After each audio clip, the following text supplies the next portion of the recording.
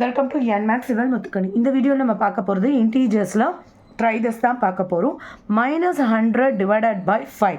So இப்போ numerator வந்து -100, denominator 5. So 5 டேபிளில் 100 வரும், நான் டேரெக்டாக கட் பண்ணிடுறேன் 20. So -20 divided by 1 which is -20. சரிங்களா? Next -81 divided by 9. 9 டேபிளே கட் பண்ணலாம். 9 1s are 9 9s are. So -9 by 1 -9. 1 ஆல் டிவைட் பண்ணால் அதே நம்பர் தானே. So -75 divided by 5.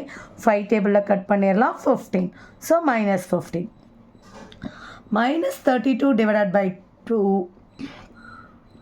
-16. Excuse me. So இப்போ கீழே இருக்கிற ப்ராப்ளம்ஸ் பாருங்கள். 125 டிவைடட் பை -25. இதை 5 டேபிளில் கட் பண்ணலாம். ஆனால் நான் டேரெக்டாக 25 டேபிள்லேயே கட் பண்ணுறேன்.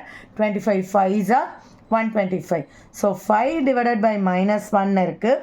டினாமினேட்டரில் -1 நம்மளோட ப்ராப்பர் நோட்டேஷன் கிடையாது. அதனால் நம்ம என்ன பண்ணுவோம், இங்கே -1 எடுக்கிறதுக்காக மைனஸால் மல்டிபிள் பண்ணுவோம். அதே மைனஸ் நமக்கு மேலேயும் மல்டிபிள் ஆகும்.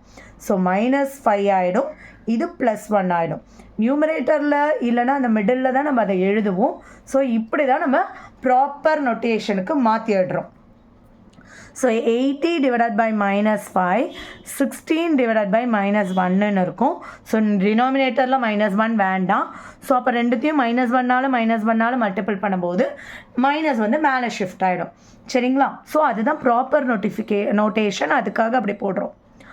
So -16 4 times -4.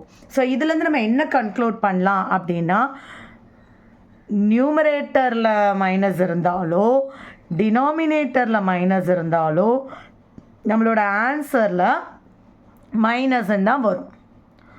சரிங்களா?